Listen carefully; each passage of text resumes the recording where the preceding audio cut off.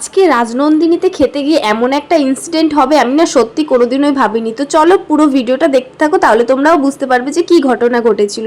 তো hello guys, কেমন আছো তোমরা সবাই? জানি অনেক ভালো আছে, আমিও অনেক ভালো আছি। আমি তো সকাল সকাল রেডি হয়ে চলে এসেছি স্টেশনে, তোমরা দেখতেই পাচ্ছ। আর এদিকে দেখো স্টেশনে এসে দেখে এক কাণ্ড, ট্রেন এসে এদিকে দাঁড়িয়ে আছে অথচ গেট পড়া হয়নি। একদিকে কিন্তু গেট পড়ে আছে, অন্যদিকে কিন্তু গেট পড়া হয়নি। তৎক্ষণাৎ রেলের আরপিএফ এসে সবটা সামাল দেয়। তারপরে দুদিকে রেল গেটটাও পড়ে যায় আর তারপরে স্টেশনে ট্রেনও ঢুকে যায়। তো বুঝতে পারছো গাইস কতটা ভয়ঙ্কর ঘটনা ঘটতে যাচ্ছিল। যদি রেলের আরপিএফটা না থাকতো তাহলে কি হতো বাবারে বাবা, আমার তো ভয়তে গায়ের লোম খাড়াই হয়ে যাচ্ছে। কিন্তু আমরা সোজা চলে আসলাম ফার্ম গেটে, কারণ কি আজকে আমাদের ভিডিও শুট আছে। এদিকে আমরা দুজনে মিলে খেয়ে নিলাম একটু চকলেট। আর প্রথম বাইট কিন্তু অলওয়েজ আমারই থাকে, সেটা যে কোনো খাবারের ক্ষেত্রেই হোক না কেন। তোমাদের সাথেও যদি এরকম ঘটনা ঘটে থাকে তাহলে অবশ্যই আমাকে একটু কমেন্টে জানিও, আমার না খুব জানার ইচ্ছা থাকে। তো তারপরে আমি এখানে একটু পরে নিচ্ছিলাম মাস্কারা। মাস্কারা পরতে কিন্তু আমার খুব ভালো লাগে।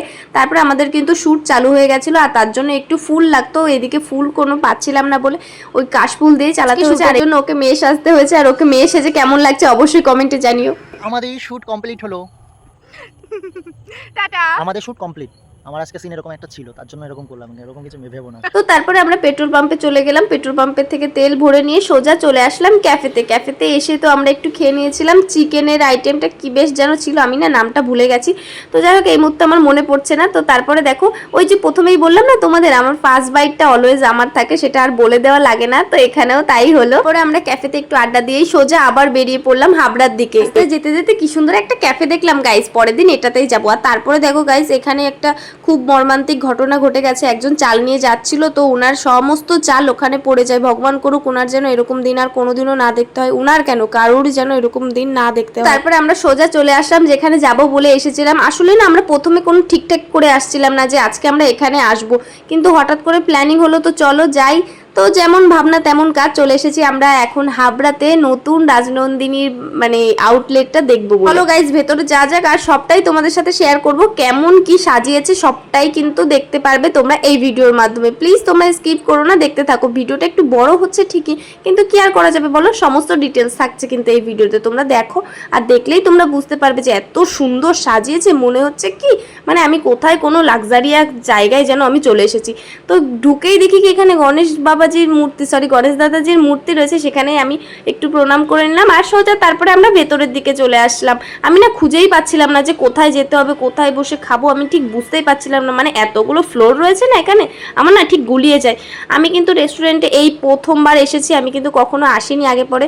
তো যাই হোক এখানে আমি এই কেকের পেস্ট্রিগুলো দেখে না অবাক হয়ে যাচ্ছিলাম যে এইটুকু একটু পেস্ট্রি ভাই 45 টাকা, একটু বেশিই কস্টলি। সত্যি কথা বলতে আমার না মনে হচ্ছিল আমি যেন দেশের বাইরে চলে এসেছি। মানে এটা কোথায় এসে পড়েছে, এত লাক্সারিয়াস ভাবে তৈরি করেছে না, সত্যি জাস্ট ওয়াও। ওয়াও তো ওয়াও, ডেকোরেশনটা এত সুন্দর করেছে, পুরো মন না একদম ছুঁয়ে যাচ্ছে।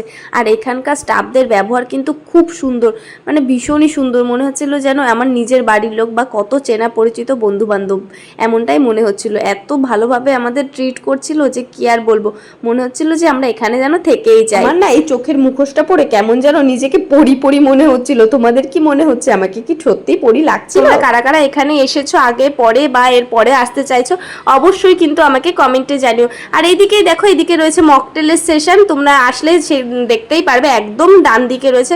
আর এইদিকে অনেকগুলো দেখো গাছের সারি সারি দেওয়া ছিল, গাছগুলো কিন্তু খুব কিউট ছিল।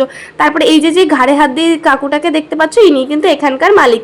তো যাই হোক এখানে বাথরুমটা জাস্ট ওয়াও, মানে ওয়াও মানে ওয়াও। পুরো এখনো কমপ্লিট হয়নি, কমপ্লিট হলে আবার আমি তোমাদের ওখানে গিয়ে আবার ভিডিও করে দেখাবো। তো গাইস দেখো এখানে দেখতেই পাচ্ছ আমি এখানে বসে আছি, ওয়েট করছি কখন থেকে, এখনো আসলো না। তারপরে দেখি কি এখানে হঠাৎ করে সুইগির একটা কাকু এসে এখান থেকে খাবার নিয়ে যাচ্ছে। তো আমি ভাবছি এখান থেকে সুইগিরও খাবার মানে পার্সেল করা যায়, তো তাই কি আর করা যাবে, আমি জানতাম না, জেনে নিলাম। এখানে দেখো কি সুন্দর একটা কিউট বেবি এখানে ফটো তুলছে। আর দেখে না আমার ইচ্ছা হচ্ছিল যে আমারও যদি এরকম একটা কিউট বেবি থাকতো তাহলে আমিও কত না কিছু করতে পারতাম।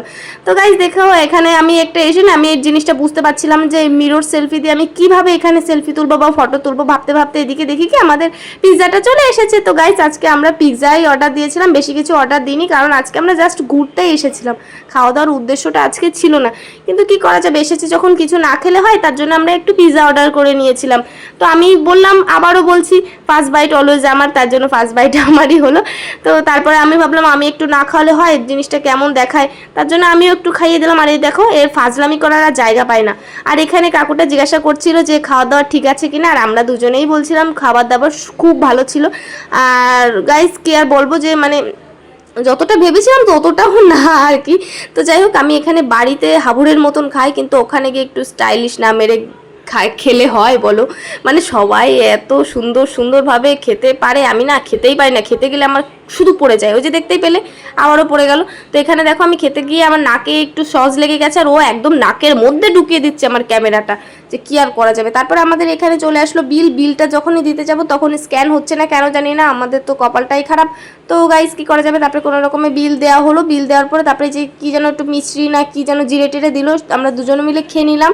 খাওয়া দাওয়ার পরে একটু ওই যে আবার কি দাঁতের মধ্যে কি ঢুকে গেছে, তার জন্য একটু খোঁচা দিল, খোঁচা দিয়ে বেরোলো কি বেরোলো না কি জানি না। তো তারপরে আমরা বেরিয়ে চলে আসলাম সোজা পার্কিংয়ের থেকে গাড়ি নিয়ে সোজা আবার বাড়ির দিকে চলে আসলাম। বাড়ির তো না, মচরন্দপুর স্টেশনে আসলাম। তারপরে এখান থেকে ঠাকুরের জন্য কিছু ফল, তারপরে একটু মিচড়ি টিচড়ি অনেক কিছু কিনে নিয়ে, এই দেখো কিন্তু আবার ট্রেনও চলে এসেছে। সোজা বাড়ি চলে আসলাম, আর বাড়ি এসে একটু ডাল আর আলু ভাজা দিয়ে ভাত খেয়ে আমি এখন ঘুমিয়ে পড়ছি। টাটা গাইস, দেখা হবে নেক্সট কোনো ভিডিওতে।